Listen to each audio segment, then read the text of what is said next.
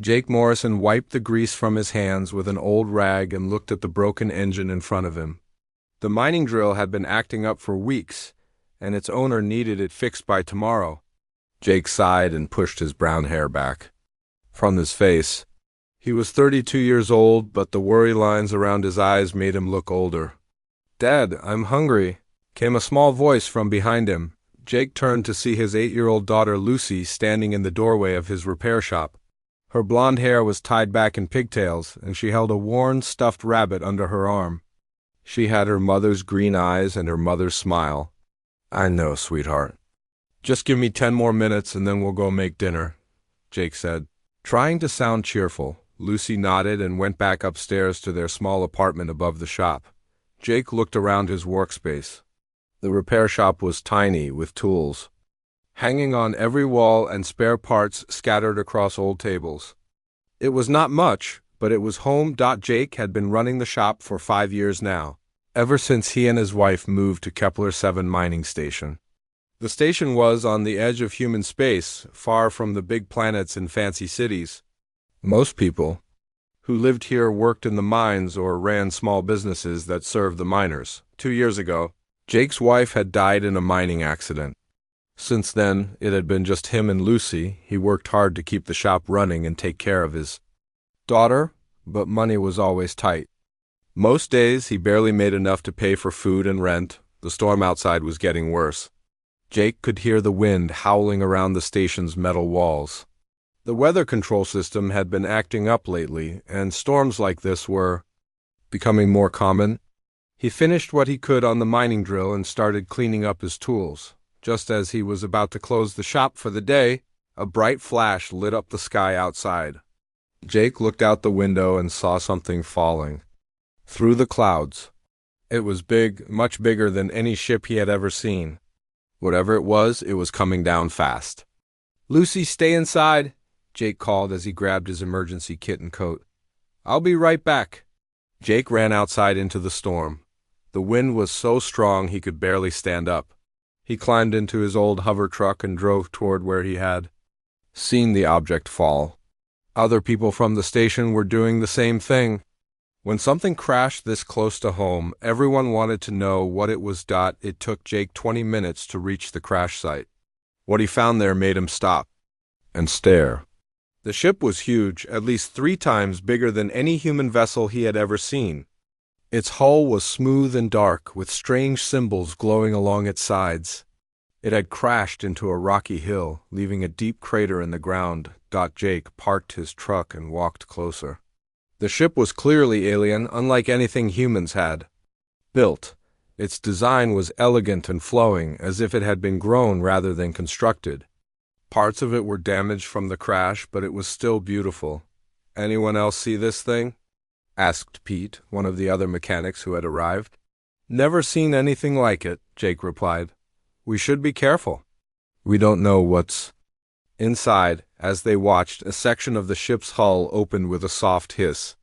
Light poured out from inside, and a figure appeared in the opening. Jake's breath caught in his throat. The being that stepped out of the ship was clearly not human. She was tall, nearly 8 feet, with smooth blue skin that seemed to glow faintly in the dim light. Her hair was long and silver, and strange markings covered her arms and face. She wore clothing that looked like it was made of liquid metal, and her eyes were large and golden. The alien woman looked around at the humans who had gathered, and Jake could see fear in her expression. She was hurt, with what looked like burns on her left arm and leg. She took a step forward and then stumbled, catching herself against the side of her ship. "Help," she said in broken Standard Galactic, the common language used for trade between different species. "Please help." Most of the other humans backed away, but Jake stepped forward. Something about the way she asked for help reminded him of Lucy when she was scared. The alien woman was clearly in pain and far from home. "Are you hurt?" Jake asked. Speaking slowly and clearly, the alien woman nodded. "Ship broken. I fixed but need tools, need help." Jake looked at the damaged vessel. Even from the outside, he could see that the technology was far beyond anything he had worked with before.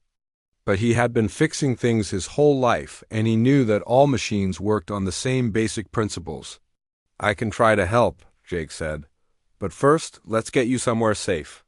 You need medical attention." The alien woman looked at him with surprise. "You help me? Not afraid? Should I be afraid?" Jake asked. She thought for a moment, then shook her head. "No, I not hurt you, I just lost." Jake turned to the other humans. "Pete, can you help me get her to my shop? And someone should call the station medical center." "Jake, are you crazy?" Pete whispered. "She's an alien. We don't know anything about her. She's hurt and needs help," Jake said firmly.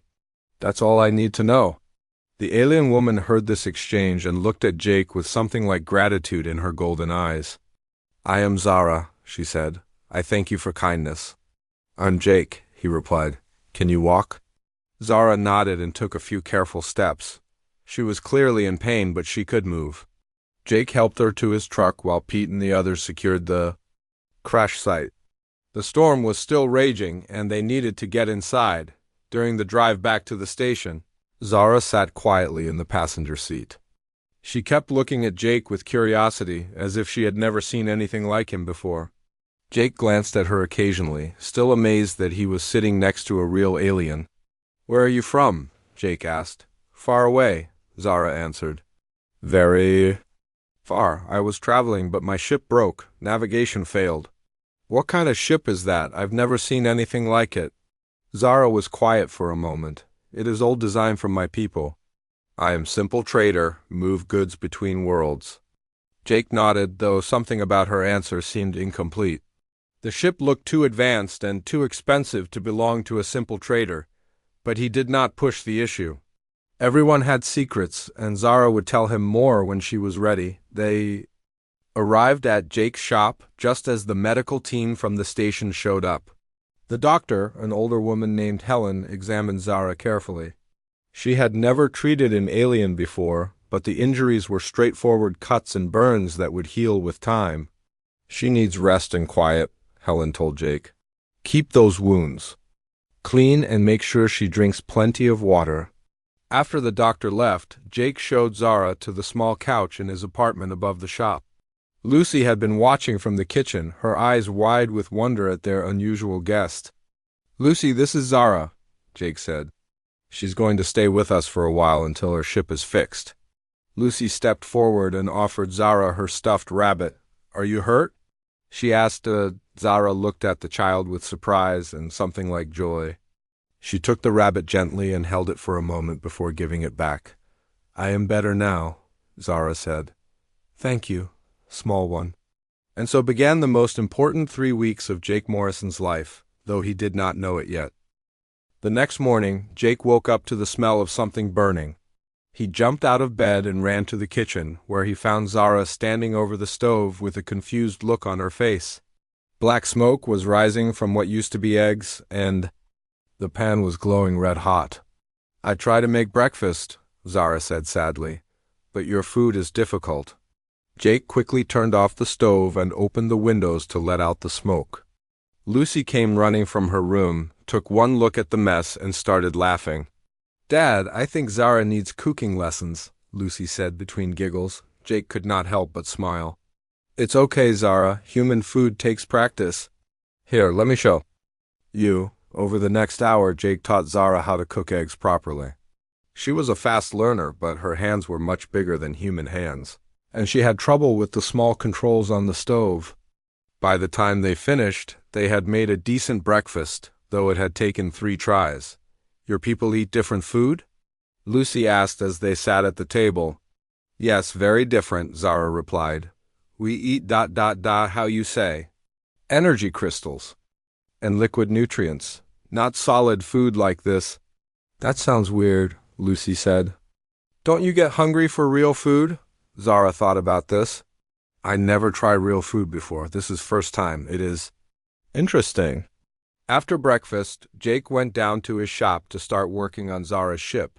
The alien vessel was too big to bring inside, so he had to work on it outside in the station's vehicle bay. When he opened the ship's access panels, he found technology that was completely unlike anything he had ever seen. The ship's systems were not made of separate parts like human machines. Instead, everything seemed to flow together in smooth, organic curves. The power core looked like a glowing crystal surrounded by flowing metal tubes. The control systems were made of materials that felt warm to the touch and seemed to respond to his presence.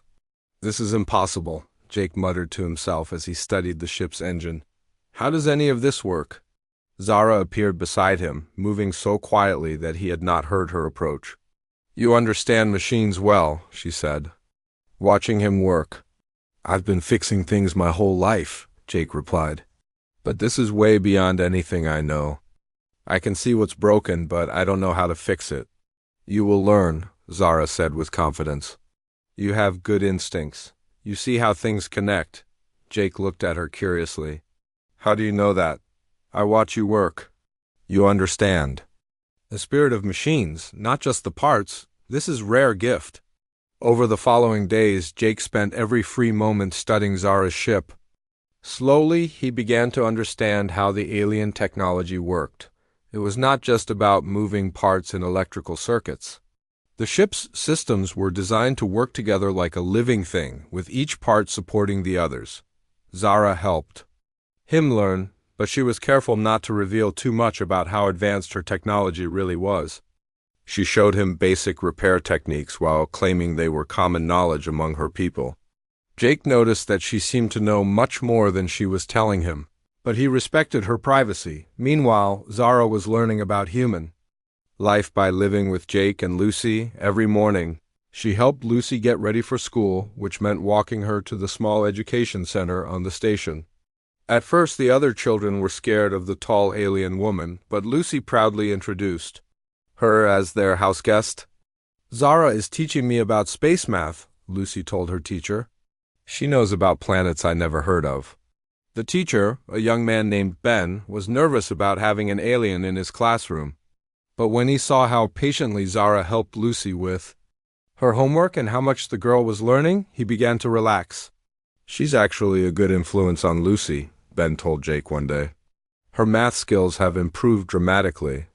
Jake was proud of both Lucy and Zara. His daughter had adapted to their unusual living situation with the flexibility that only children possess. And Zara had shown remarkable patience in dealing with human customs that must have seemed strange to her. God, in the evenings, the three of them would sit together in the small apartment above the shop. Zara would tell stories about distant worlds and amazing creatures, while Lucy shared tales about her friends in school. Jake would listen to both of them, feeling grateful for the warmth and laughter that Zara had brought into their home. One evening, as Jake was working late on the ship, Zara came to sit beside him. She watched him work in silence for a while before speaking. "You are a good father," she said quietly. "I try to be," Jake replied. "It's not always easy, especially since Lucy's mother died." "You lost mate?" Zara asked gently. Jake nodded. 2 years ago, mining accident. She was a good woman and Lucy misses her every day." Zara was quiet for a moment. "I'm sorry for your loss. Lucy is lucky to have you." "Thank you," Jake said. "What about you? Do you have family?" Zara's expression changed, becoming distant and sad. "I have family, but they are far away. And they do not understand me." "What do you mean?" "They want me to live certain way, do certain things, but I want different life. I want to choose my own path." Jake could hear the pain in her voice. "Is that why you left? To find your own way?" "Yes," Zara said simply, "but I did not expect to find this." "What do you mean?" Zara looked at him with her golden eyes. "I did not expect to find home." Jake felt something warm spread through his chest. Over the past 2 weeks, he had grown to care deeply about Zara. She was kind, intelligent, and wonderful with Lucy. More than that, she seemed to understand him in a way that few people ever had. "Zara," he began, but she stood up quickly. "I should let you work," she said. "Good night, Jake." After she left, Jake sat in the quiet vehicle bay, thinking about what she had said. He realized that he had come to think of Zara as part of his family. The thought of her leaving when her ship was repaired made him feel empty inside. The next day, Jake made a breakthrough with the ship's navigation system. He had been studying the crystal matrix that controlled the ship's ability to plot courses through space. By carefully adjusting the crystal's alignment, he was able to restore basic navigation functions. "This is excellent work," Zara said when she saw what he had accomplished. "You learn very quickly. I had a good teacher," Jake replied. "But I noticed something odd. Some of these components are way more advanced than they need to be for a simple trading ship." Zara tensed slightly. "What do you mean?" "Well, this navigation system can track thousands of star systems simultaneously. And these communication arrays could contact ships across half the galaxy. Most traders don't need that kind of capability." "My people build things to last," Zara said carefully. "We make our ships with extra capability." Jake nodded, though he was not entirely convinced. He had also noticed that some of Zara's personal belongings seemed unusually sophisticated. Her clothing appeared to repair itself when it got damaged, and her communication device looked like it was made from materials that did not exist in human space, but Jake had learned not to push when Zara seemed uncomfortable. Everyone had secrets, and he trusted that she would share more when she was ready. That evening, Lucy announced that she wanted to have a tea party with Zara. She set up her small table with her best toy cups and plates, and invited both adults to join her. "We have to talk in fancy voices," Lucy instructed them. "Like we're very important people." Zara played along perfectly, holding her tiny cup with exaggerated care and speaking in a refined tone. "This is most excellent tea, Princess Lucy." "Thank you, Lady Zara," Lucy replied, giggling. "Would you like another cup?" Jake watched the two of them and felt his heart swell with happiness. For the first time since his wife's death, he felt like he had a complete family again. He just hoped that feeling would last. After 3 weeks of careful work, Jake finally managed to restore power to the main computer system of Zara's ship. He had spent hours studying the crystal matrix that controlled the ship's central brain, and he thought he understood how to bring it back online safely. "Okay, let's see if this works," Jake said to himself as he connected the final power coupling. The ship's interior suddenly filled with soft blue light. Panels along the walls began to glow, and symbols appeared on what Jake now realized were display screens. The ship's computer made a series of musical sounds, as if it was happy to be awake again. Jake looked around in amazement. The ship's interior was even more beautiful when it was fully powered. The walls seemed to pulse gently with light, and the air felt fresh and clean. Everything looked expensive and carefully crafted. "Computer working," came Zara's voice from behind him. Jake turned to see her standing in the doorway, but something was wrong. Her face had gone completely pale and she looked terrified. "Yes, I got it running," Jake said proudly. "Want to see what it can do?" "No," Zara said quickly. "We should go. Computer needs time to warm up." But Jake was already walking toward the main control panel, where symbols and images were appearing on the largest screen. "This is incredible, Zara. Look at all this data." Jake stopped walking when he saw what was displayed on the screen. It showed a star chart that covered thousands of solar systems, far more than any normal trader would need. Red markers indicated military bases, while gold markers showed what looked like palaces or government buildings. "Jake, please," Zara sighed, her voice shaking. "We should leave now." But Jake was reading the text that appeared below the star chart. Even though it was written in Zara's language, the computer was translating it into Standard Galactic. The words made Jake's blood run cold. "Fleet Command Status Report," he read aloud. "All units ready for Princess Zara's return. Imperial Guard standing by for orders." Jake turned slowly to look at Zara. "Princess?" Zara closed her eyes and took a deep breath. When she opened them again, Jake saw resignation there. "Yes," she said quietly. "You're a princess?" Jake's voice was barely a whisper. "I am heir to the Kelthran Empire," Zara said. "My father rules over 400 star systems. I am supposed to be the most powerful woman in the galaxy." Jake stared at her, his mind racing. "But you said you were a traitor? You said you were lost?" "I was lost," Zara said sadly. "But not the way you think." I was running away from my life, from my duties. I crashed here by accident while trying to escape. Jake looked back at the computer screen, where more information was appearing. He saw communication logs from what looked like military commanders, trade agreements worth billions of credits, and formal documents with Zara's name and royal seal. Escape from what? Jake asked. Zara sat down heavily on one of the ship's elegant chairs. My father arranged a marriage for me. I'm supposed to marry Prince Vex of the Draken Empire. It would join our two empires and bring peace to our part of the galaxy. That doesn't sound so bad, Jake said, though his heart was sinking. Prince. Vex is cruel and violent, Zara said.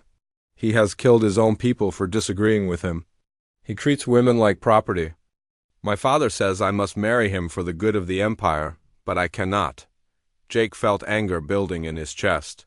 So you ran away? I stole one of my father's fastest ships and tried to disappear, Zara said. But the ship's navigation system failed and I crashed here. My father's fleet has been searching for me ever since. Jake looked around the ship's luxurious interior with new eyes. Everything made sense now. The advanced technology, the expensive materials, the way Zara sometimes seemed uncomfortable with simple human activities. The metal ingots you offered. To pay me with? Jake said suddenly. What are they really? Zara looked embarrassed. Pure trilithium. Each one is worth about 50,000 credits. Jake nearly fell over. 50,000 credits per ingot, and she had offered him 20 of them. That was more money than he could make in 10 years. Why didn't you tell me the truth? Jake asked. Because I was afraid, Zara said. Everyone who knows who I really am wants something from me. Money, power, political favors. You were the first person to help me just because I needed help. I did not want to lose that. Jake sat down on the floor of the ship, trying to process everything he had learned. The woman he had been falling in love with was not just an alien. She was royalty, one of the most important people in the galaxy, and he was just a mechanic on a forgotten mining station. There's something else, Zara said quietly. There is probably a reward for my return, a very large reward. You could be rich if you contacted my father's fleet. Jake looked up at her sharply. Do you think I would do that? I do not know, Zara said. It would solve all your problems. You could give Lucy everything she needs. You could leave this place and live anywhere you want. Jake stood up and walked over to where Zara was sitting. He knelt down in front of her and took her hands in his. Zara, I don't care about the money, he said. I care about you, and Lucy cares about you. You're part of our family now. Tears started flowing down Zara's face, but I lied to you. I pretended to be someone I am not. You didn't pretend to. Be kind, Jake said. You didn't pretend to care about Lucy. You didn't pretend to help with dinner or laugh at my bad jokes. The person I've gotten to know these past 3 weeks, that's the real you. But I am still a princess, Zara said. I have responsibilities. People are depending on me. What do you want to do? Jake asked. Zara was quiet for a long moment. I want to stay here with you and Lucy. I want to help you fix machines and teach Lucy about the stars. I want to belong to a real family. Jake felt his heart breaking. But you can't, can you? My father will never stop looking for me, Zara said, and Prince Vex will not give up easily. If I stay here, I will put you and Lucy in danger. I will put everyone on this station in danger. Just then, they heard Lucy's voice calling from outside the ship. Dad? Zara? Are you in there? Jake and Zara looked at each other. They had been so focused on their conversation that they had not heard Lucy come into the vehicle bay. We're here, sweetheart, Jake called back. Lucy appeared in the ship's doorway, her eyes wide with wonder at seeing the ship's interior fully lit up.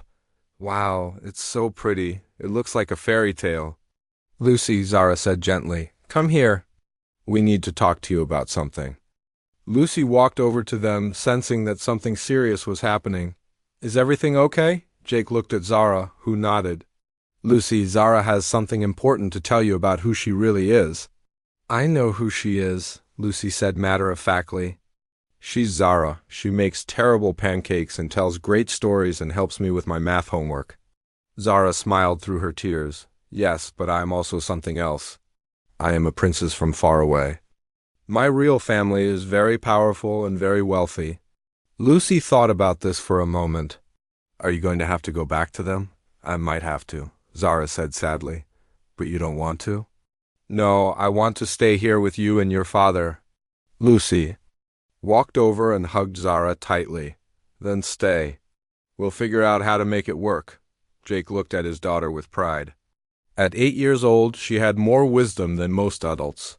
It's not that simple, Lucy, Jake said gently. Zara's family will come looking for her. And when they do, it might be dangerous for all of us. Then we'll be ready for them, Lucy said with determination. We're a family now. Families stick together no matter what. Zara hugged Lucy even tighter, crying openly now. I love you both. So much. I never knew what family really meant before I met you. We love you too, Jake said, putting his arms around both of them. They sat there together in the beautiful alien ship, holding each other and trying not to think about what the future might bring. Outside, the stars continued to shine, but Jake knew that somewhere among them powerful forces were searching for the woman he loved. 2 days later, Jake was working under Zara's ship when the station's emergency alarm started blaring. The loud sound echoed through the vehicle bay, and red lights began flashing on the walls. All station residents report to emergency stations. Immediately, came the voice over the speakers. Unknown ships approaching. This is not a drill. Jake rolled out from under the ship and looked at Zara, who had gone completely pale. They both knew what this meant. They found me, Zara whispered. Jake grabbed his tools and ran toward the main station with Zara close behind him. When they reached the control center, they found Station Commander Rodriguez staring at the main display screen with a worried expression. What's the situation? Jake asked. 5 large ships just dropped out of hyperspace, Rodriguez said. They're unlike anything in our database, and they're demanding we surrender someone to them. On the screen, Jake could see the alien ships. They were massive, easily 10 times larger than any human vessel. Their hulls were dark and covered with weapon ports. They looked built for war. They're Kelthran Imperial ships, Zara said quietly. Rodriguez turned to look at her. You know these ships? They are here for me, Zara said. I am Princess Zara of the Kelthran Empire. These ships have come to take me home. The control room fell silent. Everyone stared at Zara in shock. Commander Rodriguez's mouth fell open. Your royalty? Rodriguez asked. Yes, and I do not want to go with them, Zara said. But if I do not surrender myself, they will attack your station. Just then, a new voice came through the communication system. It was deep and cold, speaking standard galactic with a thick accent. Attention, mining station. I am Prince Vex of the Draken Empire. You are harboring Princess Zara, who belongs to me. Surrender her immediately, or we will destroy your pathetic station. Jake felt his blood turn to ice. This was the man Zara was supposed to marry, the cruel prince she had been running from. How many people live on this station? Zara asked Rodriguez. About 3,000, Rodriguez replied. Miners and their families, mostly. Zara closed her eyes and took a deep breath. I cannot let innocent people die because of me. I will surrender. Myself. No, Jake said firmly. We're not giving up without a fight. Jake, you do not understand, Zara said. Those ships have enough firepower to destroy this entire station in minutes. The people here have families, children. I cannot be responsible for their deaths. And I can't be responsible for letting the woman I love be taken by someone who will hurt her. Jake replied. Lucy, who had been listening quietly, suddenly spoke up. What if we could get away, all of us together? Everyone looked at the 8-year-old. Girl, what do you mean, sweetheart? Jake asked. Zara's ship is fixed now, right? And it's really fast. What if we could sneak past those big ships? Commander Rodriguez shook his head. Those ships have sensors that can track anything for light years. There's no way to sneak past them. But this is a mining station, Lucy said. We have mining lasers and explosives, and Zara's ship has that invisible thing. Jake looked at his daughter with growing excitement. The stealth system, Lucy, you might be onto something. Zara frowned. What are you thinking? The mining lasers, Jake said quickly. If we could modify them to create an energy screen around the station, it might hide your ship's escape signature. And your ship's stealth system could make you invisible to their sensors for a short time? That is very dangerous, Zara said. If the energy screen fails, or if the stealth system does not work perfectly, they will catch us. It's better than surrendering, Jake said. At least this way we have a chance. Commander Rodriguez was studying the tactical display. It might work. The mining lasers are powerful enough to create an interference field. But we would need someone who understands both human and alien technology. I can do it, Jake said. I've learned how Zara's ship works, and I know the mining equipment better than anyone. Prince Vex's voice came through the speakers again. You have 1 hour to surrender the princes, or we begin our attack. Do not test my patience. We need to move fast, Rodriguez said. Jake, what do you need? Access to the main mining laser controls and a direct connection to Zara's ship, Jake replied. And I'll need Lucy to help with the small spaces in the ship's systems. I'm not putting my daughter in danger, Jake said immediately. Dad, I'm the only one small enough to reach some of the ship's controls, Lucy said. And I understand the ship's computer better than anyone except Zara. Zara knelt down in front of Lucy. Little one, this will be very dangerous. If something goes wrong, we could all be hurt. If we don't try, you'll be taken away, Lucy said. And I'll never see you again. I'd rather be brave and try to save you. Jake looked at his daughter and felt his heart swell with pride and terror. She was so young, but she was also incredibly brave. Okay, he said finally. But you do exactly what I tell you when I tell you. No arguing. I promise, Dad.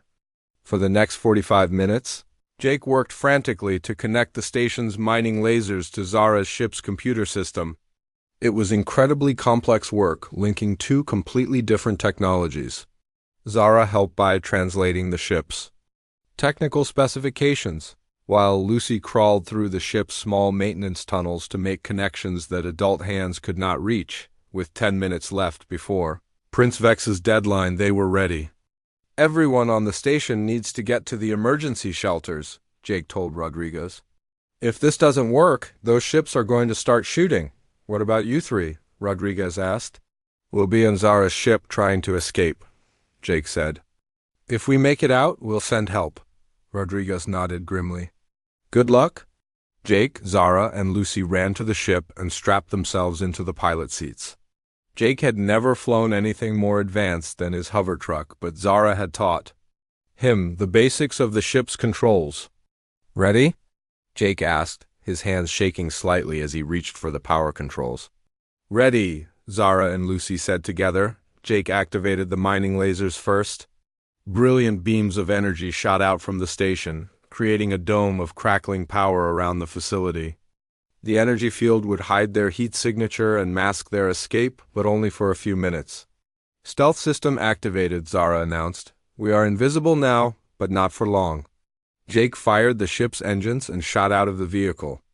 The ship moved so fast that he was pressed back into his seat by the acceleration. Through the cockpit window, he could see the massive Kelthran ships hanging in space like dark clouds. They are trying to scan through the energy field, Zara said, watching her instruments. But it is working. They cannot see us. For a moment, Jake thought they might actually escape. The ship was moving away from the station at incredible speed, and the stealth system was keeping them hidden. Then alarms started going off all over the ship's control panel. What's wrong? Jake asked. They found us, Zara said, her voice tight with fear. Prince Vex's ship has better sensors than I thought. He is locking weapons onto us. How long until we can jump to hyperspace? Jake asked. 2 more minutes, Zara said, but his ship will reach us in 1 minute. Jake looked at the tactical display and saw Prince Vex's ship closing in on them. It was smaller than the other ships, but much faster, and it was gaining on them quickly. Lucy, remember what I taught you about the emergency systems? Jake asked. Yes, Dad. Get ready to activate the emergency power boost when I tell you. Lucy moved to the small control panel she could reach from her seat. Her little hands were steady as she prepared to help save them all. Prince Vex's ship was almost within weapons range when Jake made his decision. Now, Lucy! Lucy hit the emergency power switch, and Jake felt the ship leap forward like a rocket. The sudden acceleration slammed them all back into their seats, but it also gave them the distance they needed. Hyperspace ready, Zara announced. Jump! Jake shouted. The stars outside the cockpit suddenly stretched into lines of light, and then they were gone, racing through hyperspace toward safety. Behind them, Prince Vex's ship was left floating in empty space. Its prey escaped once again. We did it, Lucy said, grinning widely. We got away. Jake looked at Zara, who was staring at the hyperspace display with amazement. I cannot believe that worked, she said. Where are we going? Jake asked. Somewhere safe, Zara said. Somewhere we can figure out what to do next. But even as they celebrated their escape, Jake knew that this was far from over. Prince Vex would not give up easily, and now they were fugitives running from one of the most powerful empires in the galaxy. 3 days after their escape, Jake, Zara, and Lucy were hiding in an asteroid field far from any inhabited system. Zara's ship was tucked between 2 large rocks, completely hidden from any passing vessels. But Jake knew they could not hide forever. How long before they find us? Jake asked as he watched Lucy play with the ship's holographic star map. Prince Vex is very determined, Zara said sadly. He will search every system until he finds me. And my father's fleet will help him. So what do we do? Jake asked. We can't run forever, and we can't go back. Zara was quiet for a long moment, staring out at the asteroids floating around them. Finally, she turned to face Jake with a determined expression. I have an idea, she said. But it is very dangerous, and it might change everything. What kind of idea?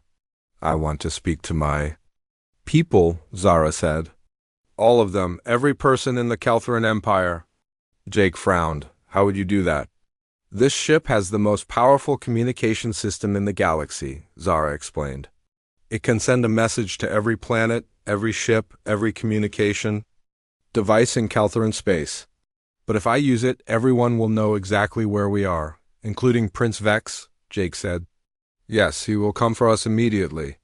Lucy looked up from her star map. What would you say to all those people? Zara knelt down beside Lucy.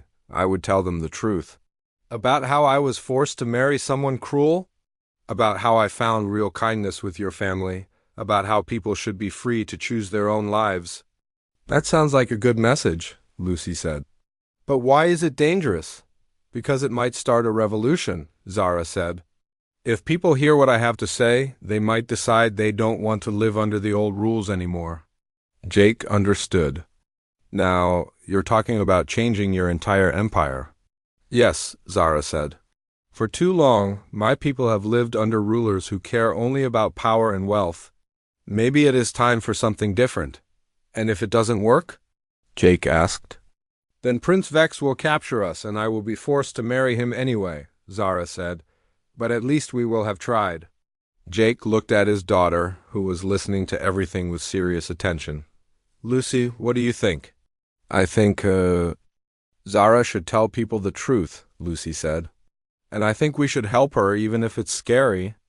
Jake felt proud of his daughter's courage. Okay, he said to Zara, let's do it. Zara activated the ship's main communication array. The system was so powerful that it took several minutes to charge up. While they waited, Jake helped Zara prepare. What she wanted to say? Remember to speak from your heart, Jake told her.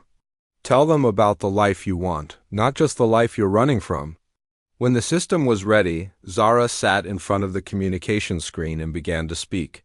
Her words were broadcast simultaneously to billions of people across hundreds of worlds. My people, Zara began, I am Princess Zara, heir to the Keltheran throne. For the past month, I have been living among humans on a small mining station, and in that time I have learned something that changed my life forever. Zara paused, looking directly into the camera. I learned what it means to be truly free. to choose your own path, to love who you want to love, to live without fear.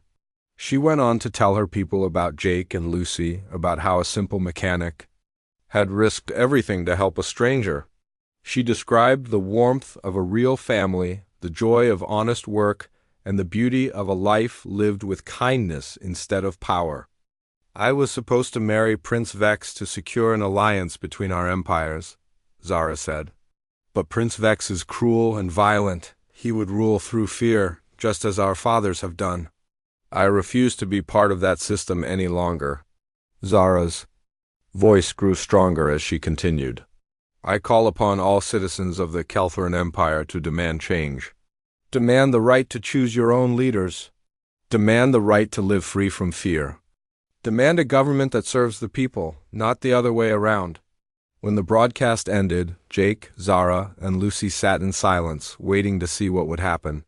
They did not have to wait long. Within an hour, reports began coming in from across the empire. On planet after planet, people were gathering in the streets. Some were calling for Zara to return as their queen. Others were demanding the end of the monarchy altogether. But all of them were united in their desire for change. It's working, Zara said, watching the reports with amazement. People are listening. But their celebration was cut short when the ship's sensors detected incoming vessels. Prince Vex had found them, and he was bringing a small fleet. 5 ships, Jake said, reading the sensor display. They'll be here in 10 minutes. We need to run, Zara said, reaching for the flight controls. No, Jake said, stopping her. We've been running long enough. It's time to make a stand. Jake, we cannot fight 5 warships with 1 ship, Zara protested. We don't have to fight them alone, Jake said, pointing to the communication display. Look, the screen was showing reports from across the Empire. Kelthran military commanders were refusing orders to hunt for Zara. Entire fleets were declaring their support for the revolution. And most importantly, a group of rebel ships was heading toward their location. The people are fighting back, Lucy said excitedly. They're coming to help us. Prince Vex's ships arrived first, surrounding the asteroid field where Jake, Zara, and Lucy were hiding. His cold voice came over the communication system. Princess Zara, your little rebellion ends now. Surrender yourself, or I will destroy you and everyone who stands with you. This is Princess Zara, Zara replied, activating their communication system. I will not surrender to a tyrant, and I am not alone. As if summoned by her words, a dozen rebel ships dropped out of hyperspace around Prince Vex's fleet. They were smaller than the Imperial vessels, but they were fast and well-armed. People of the Empire, Zara broadcast on all frequencies, today we choose freedom over fear. Today we choose hope over hatred. Today we build something new. The battle that followed was unlike anything Jake had ever imagined. Ships darted between the asteroids, firing energy weapons that lit up space like fireworks. Jake found himself piloting Zara's ship through the chaos, using the asteroid fields, mining equipment as weapons just as he had done at Kepler 7 station. Lucy, activate the mining lasers. Jake called out as Prince Vex's ship closed in on them. Lucy's small hands flew over the controls, turning the asteroid field's mining equipment into a deadly trap. Laser beams crisscrossed the space around them, forcing Prince Vex to retreat, but the real turning point came when more and more rebel ships kept arriving. Word of the revolution was spreading faster than anyone had expected, and Kelthran citizens were joining the fight from every corner of the Empire. Within 2 hours, Prince Vex found himself outnumbered 10-1. His remaining ships were surrounded, and his own crew was beginning to question their orders. This is over, Vex, Zara broadcast to his ship. Surrender now, and you will be treated fairly. Prince Vex's reply was filled with rage. I will never surrender to a weak princess and her human pets. Then you have chosen your fate, Zara said sadly. Prince Vex tried to ram his ship into theirs, but Jake was ready. He used the ship's superior speed to dodge the attack, and Prince Vex's vessel crashed into an asteroid instead. The prince survived, but his ship was destroyed, and he was taken prisoner by the rebel fleet. With Prince Vex defeated and the revolution spreading across the galaxy, Zara faced the biggest decision of her life. The people were calling for her to return as their queen, but Jake could see the conflict in her eyes. "What do you want to do?" Jake asked gently. "I want to help my people build something better," Zara said. "But I also want to stay with my real family." "Maybe you can do both," Lucy suggested. "You could be a queen who lives with regular people sometimes." Zara smiled at the young girl's wisdom. "You know what? You're right. I will help create a new government, one that serves all people equally. But I will also make sure I have time for the people who matter most to me." 6 months later, the Kelthran Empire had become the Kelthran Federation, with elected representatives from every world. Zara served as the first president, but she spent half her time on Kepler 7 station, where Jake had reopened his repair shop. Their small apartment above the shop had become the unofficial embassy between humans and Kelthrans. Visitors from across the galaxy came to see the place where a revolution had begun with one human's simple act of kindness. On the day of Jake and Zara's wedding, Lucy stood between them as they exchanged vows. Representatives from hundreds of worlds attended the ceremony, but the real celebration was the small family that had changed the galaxy. "I love you," Jake whispered to Zara as they danced under the stars. "I love you too," Zara replied. "Thank you for showing me what family really means." Nearby, Lucy was teaching a group of young aliens how to play human games. She looked up at her father and stepmother and grinned. The universe was a big place, but sometimes the most important things happened in the smallest corners. And sometimes all it took to change everything was one person willing to help a stranger in need.